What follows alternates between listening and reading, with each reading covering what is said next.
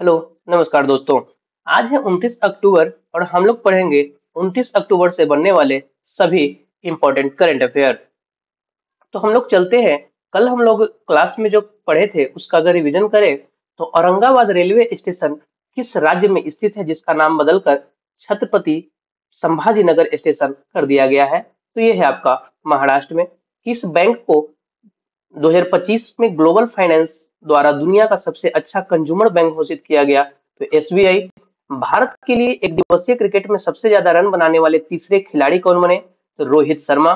Spain के ocean sky 2025 नामक वायु सैन्य अभ्यास में भाग लेने वाला पहला गैर नाटो देश कौन बना? तो ये है अपना भारत। केंद्र शासित प्रदेश जम्मू कश्मीर ने अपना विलय दिवस कब मनाया? तो ये 26 अक्टूबर को। कैथरीन कोनाली किस देश की 10वीं राष्ट्रपति चुनी गई हैं? तो ये है आयरलैंड की। दक्षिण पूर्व एशियाई देशों के संगठन यानी आसियान का 11वां सदस्य देश कौन शामिल हुआ? तो ये तिमोर लेस्ट। भारत के 53वें मुख्य न्यायाधीश कौन होंगे? Justice Suryakant.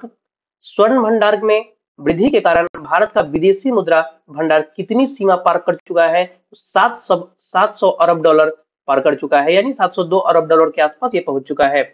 World audio visual heritage day हर साल कब मनाया जाता है? ये 27 अक्टूबर को मनाया जाता है। हाल ही में चर्चा में आए चक्रवात मोथा तूफान जो है, चक्रवात मोथा का नाम किस देश ने सुझाया था? तो ये थाईलैंड ने। यूएनडब्ल्यूटीओ द्वारा 2025 का विश्व का सर्वश्रेष्ठ पर्यटन गांव किस स्लोवेनियाई शहर को दिया गया? तो यह है ब्लेड। और विश्व पोलियो दिवस किस तारीख को मनाया जाता है? तो यह है 24 अक्टूबर को। जिस दिन यूनाइटेड नेशन डे मनाया जाता है उसी दिन विश्व पोलियो दिवस भी मनाया जाता है। तो हम लोग जो कल क्लास किए थे उसका हम लोग रिवीजन कर लिए हैं। अब हम लोग चलते हैं अपने आज के प्रश्न नंबर 1 पर। तो किस शहर को हाल ही में जारी एयर क्वालिटी इंडेक्स 2025 के अनुसार भारत का सबसे साफ शहर घोषित किया गया है? तो ये है आपका शिलोंग। कौन है? शिलोंग। तो एयर क्वालिटी का हम बात कर रहे हैं तो हाल ही में जो शिलोंग है, जो कि मेघालय की राजधानी है, इसे अक्टूबर 2025 में जारी एयर क्वालिटी इंडेक्स में भारत का सबसे स्वच्छ शहर या साफ शहर घोषित किया गया है। इसका एयर क्वालिटी इंडेक्स जो है कितना है? 17 है। एयर क्वालिटी इंडेक्स इसका 17 है। दिवाली के बाद भी देखा गया है कि शिलोंग की जो हवा है वो साफ रही है, दिवाली के बाद भी। ठीक है। इसके पीछे एक तो इसका भौगोलिक स्थिति है, और यहाँ के घने जंगल जो हैं, भौगोलिक स्थिति के साथ साथ यहाँ के घने जंगल, यहाँ हरियाली ज्यादा है, सीमित औद्योगिक गतिविधियां यानी इंडस्ट्रियल एरिया भी आपको कम मिलेगा।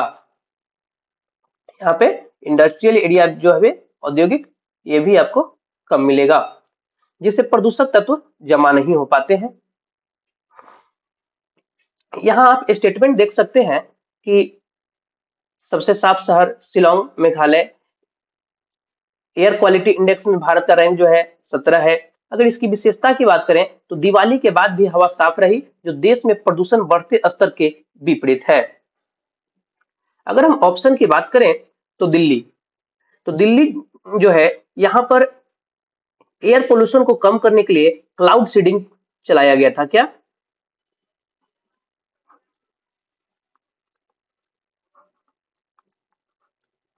क्लाउड सीडिंग चलाया गया था, को मंजूरी दी गई थी। अगर बी को देखा जाए यानी इंदौर, इंदौर को हम देखें तो भारत के सबसे क्लीनेस्ट सिटी तो है ही, साथ ही में मध्य प्रदेश का शहर है। 2025 में जो क्लीन एयर रिपोर्ट जारी हुआ था उसमें इसको टॉप पे रखा गया था, यानी वायु स्वच्छ रिपोर्ट रिलीज जो की गई, इसमें इंदौर जो था आपको टॉप पर था।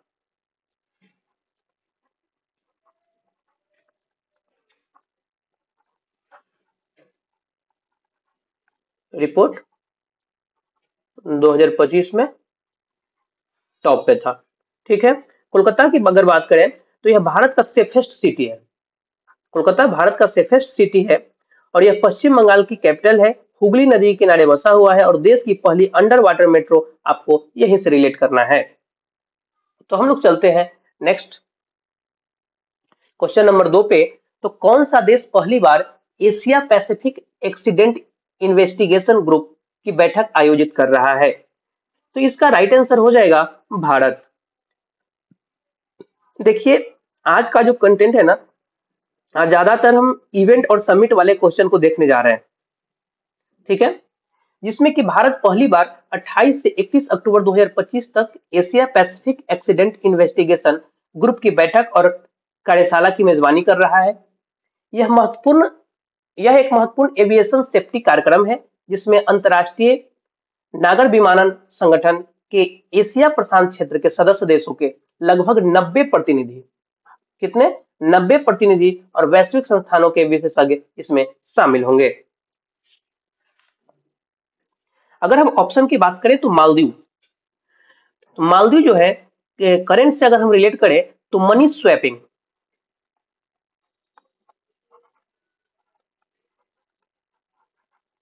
मनी स्वैप जो है, मनी स्वैप फ्रेमवर्क,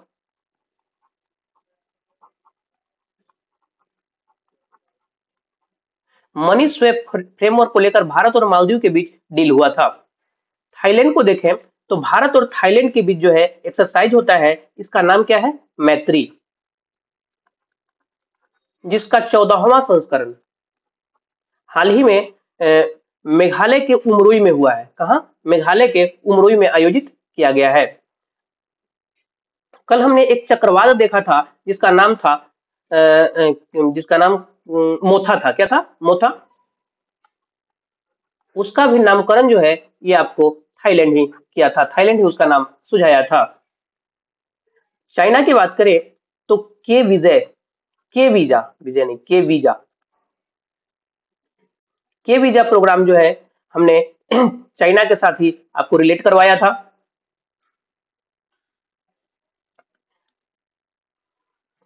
अगर हम लोग नेशनल इवेंट और समिट को कुछ देख लें तो ग्लोबल फिनटेक फेस्ट 2025 मुंबई, 8वें क्रम का इंटरनेशनल सोलर अलायंस जो है बैठक दिल्ली, ई गवर्नेंस पर 28वां राष्ट्रीय सम्मेलन 2025 विशाखापट्टनम में, भारत अंतर्राष्ट्रीय चावल सम्मेलन 2025 न्यू दिल्ली में, विश्व सागौन सम्मेलन 2025 कोच्चि केरल जो पहला बार हुआ है, 5वें तटरक्षक वैश्विक शिखर सम्मेलन 2027 चेन्नई तमिलनाडु में, दूसरे बिमस्टेक बंदरगाह सम्मेलन का उद्घाटन विशाखापट्टनम आंध्र प्रदेश में, और वेब्स नामक दुनिया का सबसे बड़ा एंटरटेनमेंट सम्मेलन मुंबई महाराष्ट्र में, रायसीना डायलॉग 2025 न्यू दिल्ली में, जिसमें स्वदेशी चिप को लॉन्च किया गया जिसका नाम क्या था, तो विक्रम। ठीक है, हम लोग चलते हैं नेक्स्ट। तो किसे मरणोपरांत भारत के सर्वोच्च वैज्ञानिक सम्मान विज्ञान रत्न पुरस्कार से सम्मानित किया गया है? तो आंसर इसका हो जाएगा जयंत विष्णु नार्लिकर। कौन है, जयंत विष्णु नार्लिकर। इसका राइट आंसर सी हो जाएगा। तो इन्हें फिजिक्स के क्षेत्र में अहम योगदान के लिए, फिजिक्स के क्षेत्र में अहम योगदान के लिए सम्मानित किया गया है। पुरस्कार विज्ञान रत्न दिया गया मरणोपरांत। क्षेत्र कौन सा था, भौतिक। ठीक है, किसे सम्मानित किया गया, तो प्रोफेसर जयंत विष्णु नार्लिकर को। इनका योगदान क्या था, तो खगोल भौतिकी और ब्रह्मांड विज्ञान में उनके अद्वितीय योगदान के लिए उनको विष्णु नार्लिकर को इस सम्मान से सम्मानित किया गया है। अगर 2025 की रिसेंट अवार्ड की हम बात करें तो अडानी इंटरनेशनल स्कूल के छात्र आहान रितेश जो थे, आहान रितेश प्रजापति को प्रतिष्ठित क्रेस्ट गोल्ड अवार्ड दिया गया है। फ्रेड डारिंगटन सैंड मास्टर पुरस्कार पाने वाले पहले भारतीय, Sudarshan Pattnaik. 2025 young champion of the earth award Jinali Modi. Dada Saheb Phalke award 2025 Mohanlal. मरणोपरांत PV Narasimha Rao award doctor Manmohan Singh. Professor VK Gokak पुरस्कार आनंद वी पाटिल। वैश्विक पर्यटन पुरस्कार 2025 आंध्र प्रदेश पर्यटन को मिला। चिंथा रविंद्रन पुरस्कार शरण कुमार लिम्बावे को। रूस का दोस्तोवस्की स्टार पुरस्कार जावेद अख्तर। 59 क्रम का ज्ञानपीठ अवार्ड जो है 2025 का विनोद कुमार शुक्ल को। 2025 का स्टॉकहोम जल पुरस्कार गुटर ब्लोसल। संगीता कलानिधि पुरस्कार 2025 आर के रामकुमार को मिला है। लता दीनानाथ मंगेशकर पुरस्कार कुमार मंगलम बिरला को मिला है। कोविड-19 के दौरान परोपकारी कार्यों के लिए किस अभिनेता को सम्मानित किया गया, तो ये सोनू सूद को किया गया है। विश्व खाद्य पुरस्कार जीतने वाली मारियो मारियांगेला हंगरिया किस देश से संबंधित है? ये ब्राजील से है। कौन? मारियांगेला हंगरिया। कृषि मीडिया पुरस्कार 2025 अमसी प्रसन्न कुमार को मिला है। ब्रिटिश एकेडमी पुस्तक 2025 सुनील अमृत को मिला है। सखारोव पुरस्कार बेलारूस के आंद्रेज कोजोबुत और जॉर्जिया की मिजिया अमाग्लोबेली, ठीक है, इनको सखारोव पुरस्कार दोगों को मिला है। पाटा गोल्ड आपको केरल को मिला। सरस्वती सम्मान 2025 भद्रेश दास को मिला। पेन ट्रांसलेट पुरस्कार गीतांजलि श्री को। कलिंग रत्न पुरस्कार धर्मेंद्र प्रधान को। पेन प्रिंटर पुरस्कार 2025 लीला अबुलेला को। पिटधर पुरस्कार 2025 लियू जियाकुन को और एबेल पुरस्कार 2025 मासाकी काशिवारा को मिला है।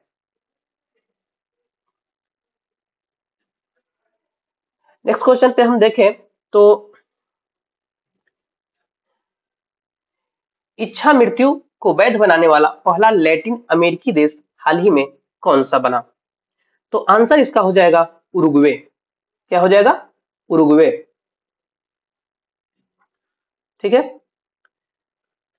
उरुग्वे लैटिन अमेरिका का पहला देश है जिसने डिग्निफाइड डेथ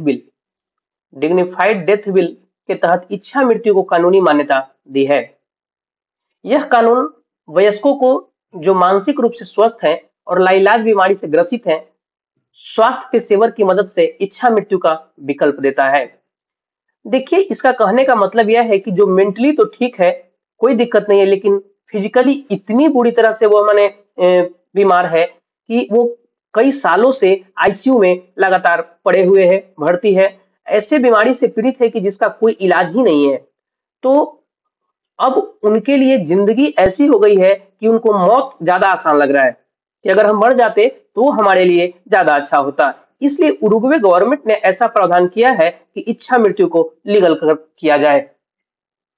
तो उरुग्वे पहले ही मारिजुआना, समान लिंग विवाह और गर्भपात को वैध कर चुका है। उरुग्वे जो है ये समान लिंग विवाह को वो समान लिंग विवाह और गर्भपात जो है इसको वैध करने वाला पहला देश बना है। हाल ही में उरुग्वे लैटिन अमेरिका का पहला देश बना जिसने इच्छा मृत्यु को कानूनी मान्यता दी और विश्व का पहला देश जिसने यह कानून बनाया था वह नीदरलैंड था। इच्छा मृत्यु का जो कानून बनाने वाला पहला देश जो था वो कौन था? नीदरलैंड था। आपसे भी अगर पूछा जाए कि दुनिया का पहला देश जिसने इच्छा मृत्यु को लीगल किया तो आपका आंसर क्या होगा? नीदरलैंड।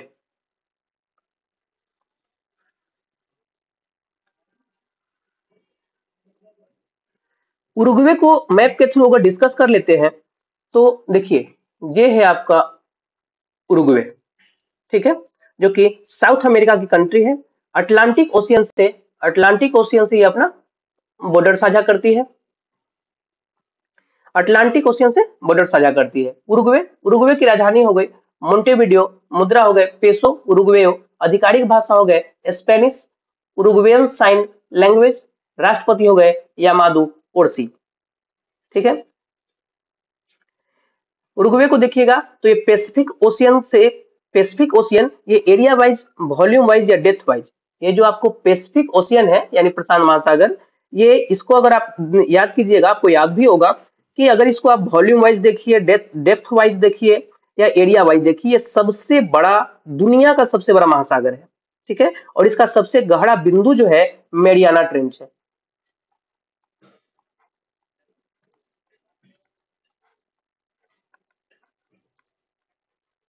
किसका? पैसिफिक का, ठीक है। दूसरा सबसे बड़ा महासागर जो है ये आपका अटलांटिक ओशियन है, ठीक है। और इसका सबसे गहरा बिंदु जो है प्यूरिटो रिको। क्या है?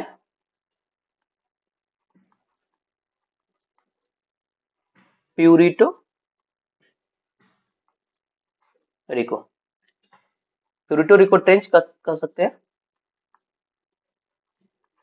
ठीक है। अब हम लोग चले नेक्स्ट पे।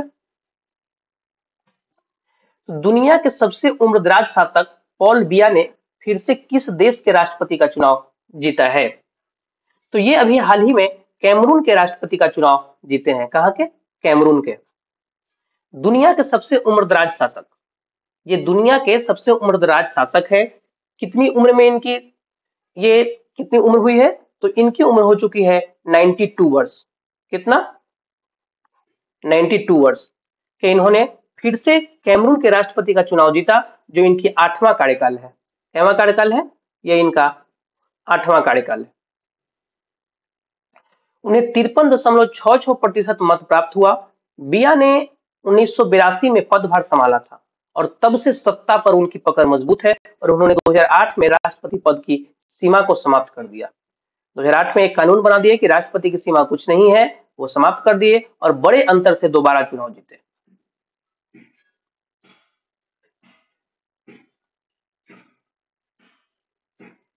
कैमरून को आप मैप के थ्रू देख सकते हैं। अब हम ये अफ्रीकी कंट्री देख रहे हैं। ये जो है, ये आप अफ्रीकी कंट्री देख रहे हैं।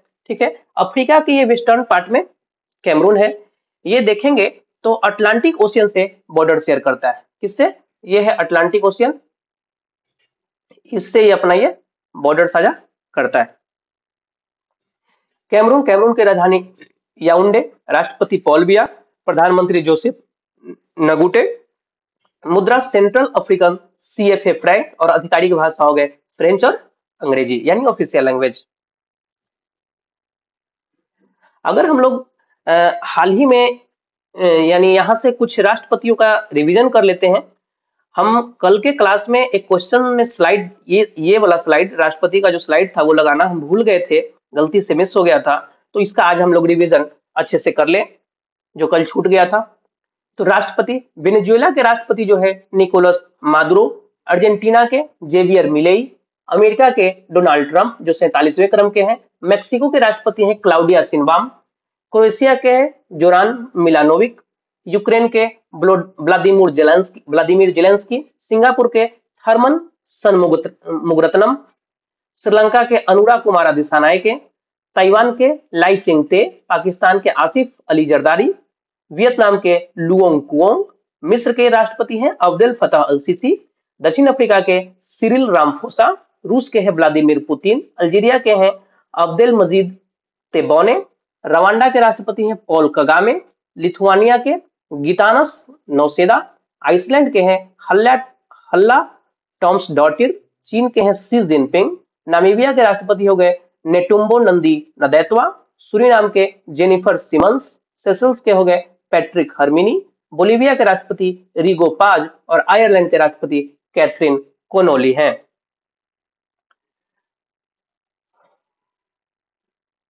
अब हम लोग चलते हैं नेक्स्ट क्वेश्चन पे। तो किस INS ने भारत मॉरिशस का 18वां संयुक्त हाइड्रोग्राफिक सर्वेक्षण पूरा किया? तो ये कंप्लीट किया है कौन? INS सतलज। रक्षा मंत्रालय ने 26 अक्टूबर 2025 को यह घोषणा की है कि INS सतलज है, इसने मॉरिशस हाइड्रोग्राफिक सर्विस के सहयोग से लगभग 3500, कितना? लगभग 3500 वर्ग नॉटिकल मील के क्षेत्र में हाइड्रोग्राफी सर्वे किया है। यानी कि समुद्र में यह सर्वे किया गया है, गहराई में जाकर। ठीक है, भारत और मॉरिशस के बीच अक्टूबर 2025 में हाइड्रोग्राफिक सहयोग पर MOU पर हस्ताक्षर हुआ है। ठीक है, MOU पर हस्ताक्षर हुआ है, जिसके तहत इंडियन नेवी का हाइड्रोग्राफिक बेड़ा मॉरिशस को उसके समुद्री क्षेत्रों का मैपिंग करने में सहायता करेगा। मैपिंग करने में, 1 मिनट दोस्तों,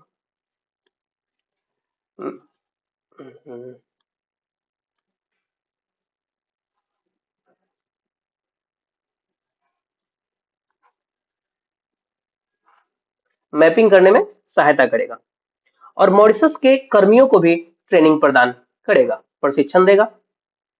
अगर हम ऑप्शन की बात करें तो INS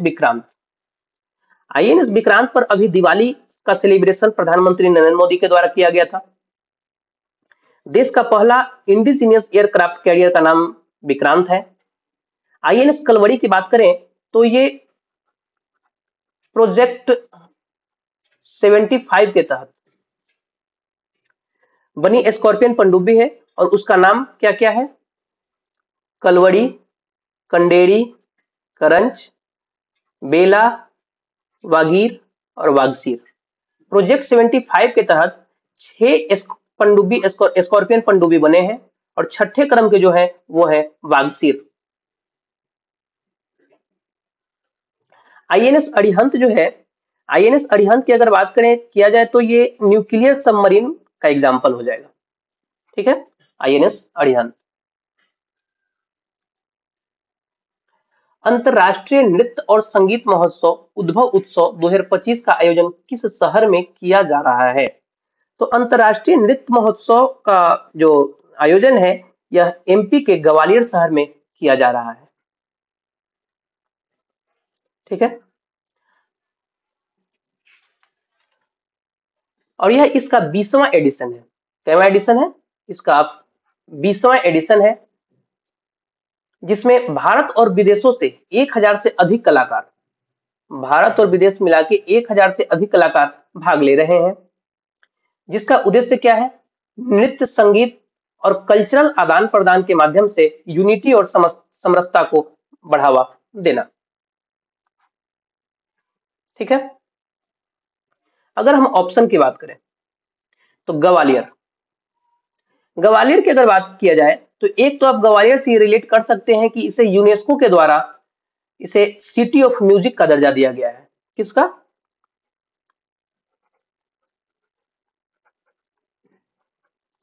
सिटी ऑफ म्यूजिक का दर्जा दिया गया है। वाराणसी की बात करें तो दुनिया का सबसे बड़ा मेडिटेशन सेंटर, जिसका नाम क्या है? सर्ववेद।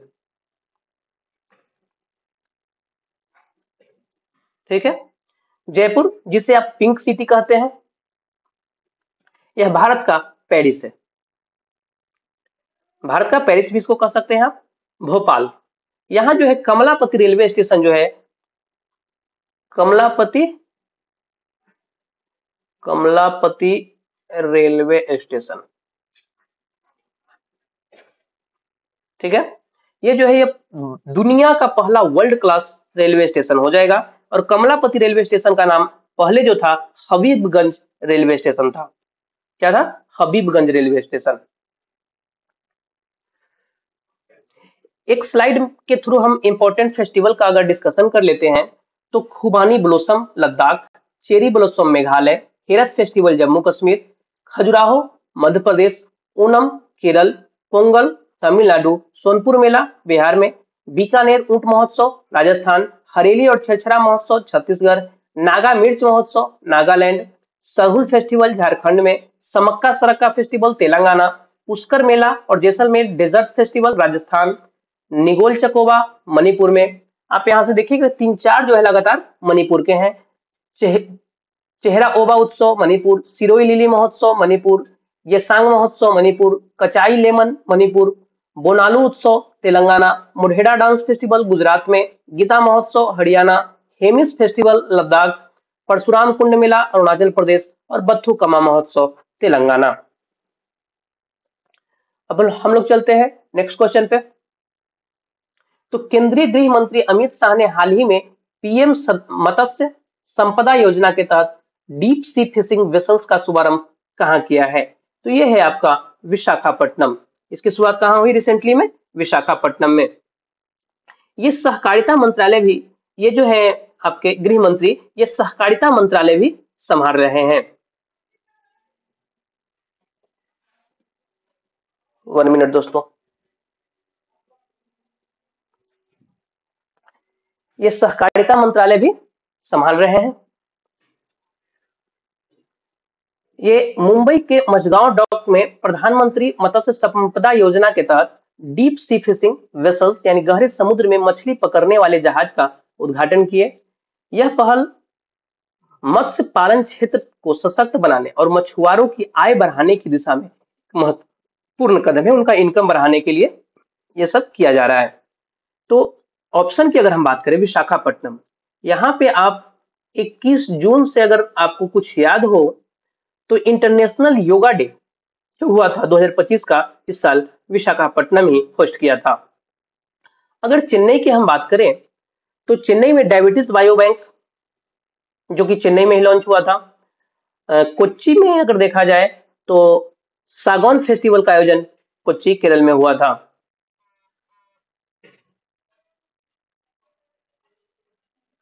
क्वेश्चन नंबर 9 को देखें तो इंडो पैसिफिक रीजनल डायलॉग 2025 का आयोजन कहाँ किया जा रहा है?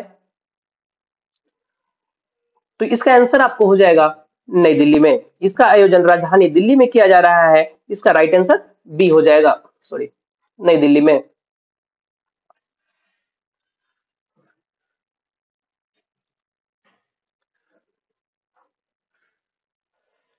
ठीक है, यह इंडियन नेवी और नेशनल मैरीटाइम फाउंडेशन के सहयोग से, ठीक है, आयोजित किया जा रहा है। यह भारतीय नौसेना का एक अंतर्राष्ट्रीय मंच है जो इंडो पैसिफिक क्षेत्र में शांति, सुरक्षा और सस्टेनेबल डेवलपमेंट को स्ट्रॉन्ग करने के दिशा में एक रणनीति और दृष्टि को उजागर करती है।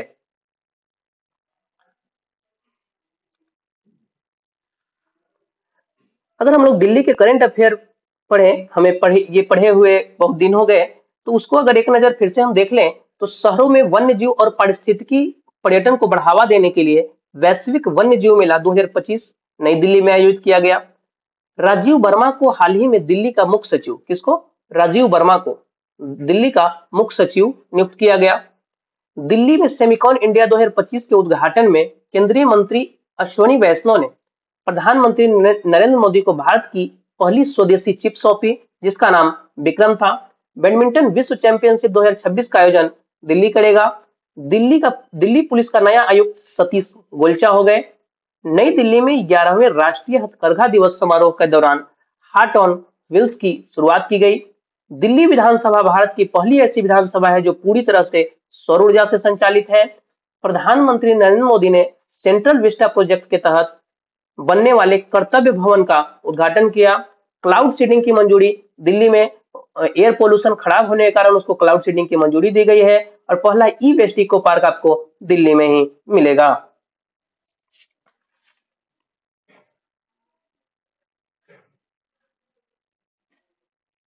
नेक्स्ट पेज पे हम लोग चले तो इंटरनेशनल सोलर अलायंस असेंबली का कौन सा सेशन 27 से 30 अक्टूबर 2025 तक नई दिल्ली के भारत मंडपम में शुरू हुआ? तो ये है 8वें क्रम का।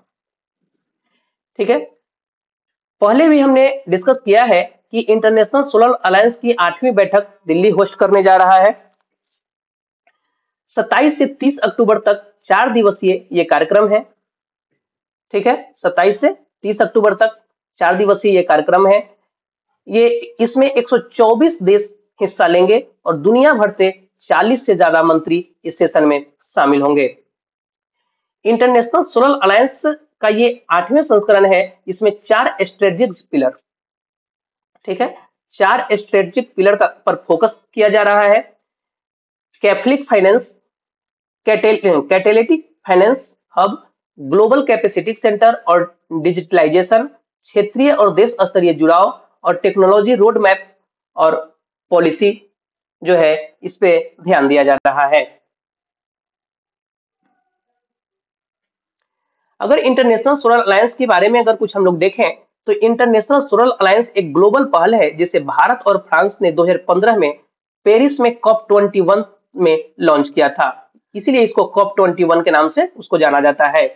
इंटरनेशनल सोलर अलायंस मिशन 2030 तक सोलर एनर्जी में इन्वेस्टमेंट को बढ़ावा देना, साथ ही इस टेक्नोलॉजी और इसकी फाइनेंसिंग की लागत को कम करना है। इसका हेडक्वार्टर गुरुग्राम हरियाणा भारत में ही है। यह भारत में हेडक्वार्टर वाला पहला इंटरनेशनल इंटर गवर्नमेंटल ऑर्गेनाइजेशन है, ये आपको ध्यान रखना है। 2025 Asia Pacific economic corporation summit host कौन सा देश कर रहा है? तो ये आपका कर रहा है दक्षिण कोरिया। 31 अक्टूबर से शुरू होगा और 1 नवंबर तक चलेगा। ठीक है, 31 अक्टूबर से शुरू होगा और 1 नवंबर 2025 तक चलेगा। यह समिट दक्षिण कोरिया के ऐतिहासिक शहर ग्यूंगजू में होने जा रही है। यह क्षेत्रीय आर्थिक सहयोग पर चर्चा करने के लिए एपेक नेताओं को एकत्रित करेगा। ठीक है, एपेक नेताओं को एकत्रित करेगा। 1989 में एपेक की स्थापना हुई थी।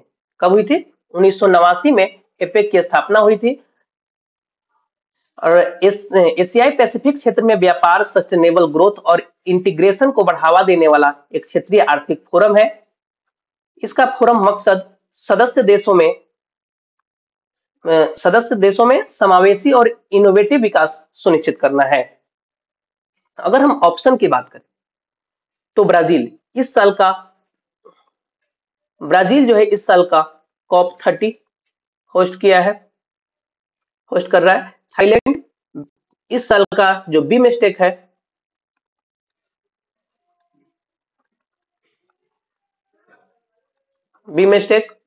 वो है होस्ट कर रहा है। चीन जो है ये SCO होस्ट कर चुका है या कर रहा है, ठीक है।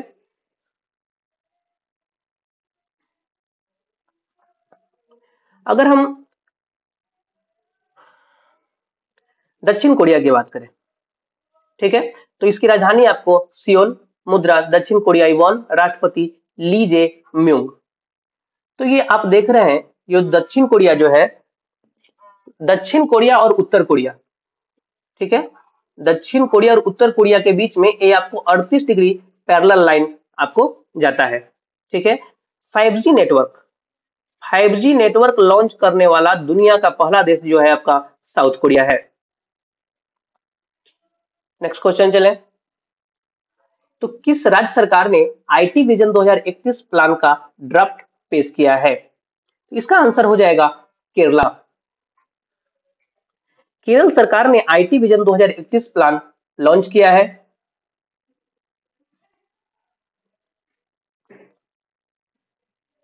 प्लान का एक ड्राफ्ट पेश किया जिसमें 2031 तक आने वाले 6 सालों में $50 बिलियन की आर्थिक वैल्यू पैदा करने और 5 लाख से ज्यादा हाई वैल्यू वाली नौकरियां पैदा करने का लक्ष्य रखा गया है केरल गवर्नमेंट के द्वारा, ठीक है। तो इसके तहत राज्य का जो लक्ष्य है, स्टार्टअप में इन्वेस्टमेंट 20,000 करोड़ आकर्षित करना तथा 20,000 स्टार्टअप को बढ़ावा देना और 30 मिलियन स्क्वायर फीट का नया IT ऑफिस स्पेस डेवलप करना, इसका टारगेट रखा गया है,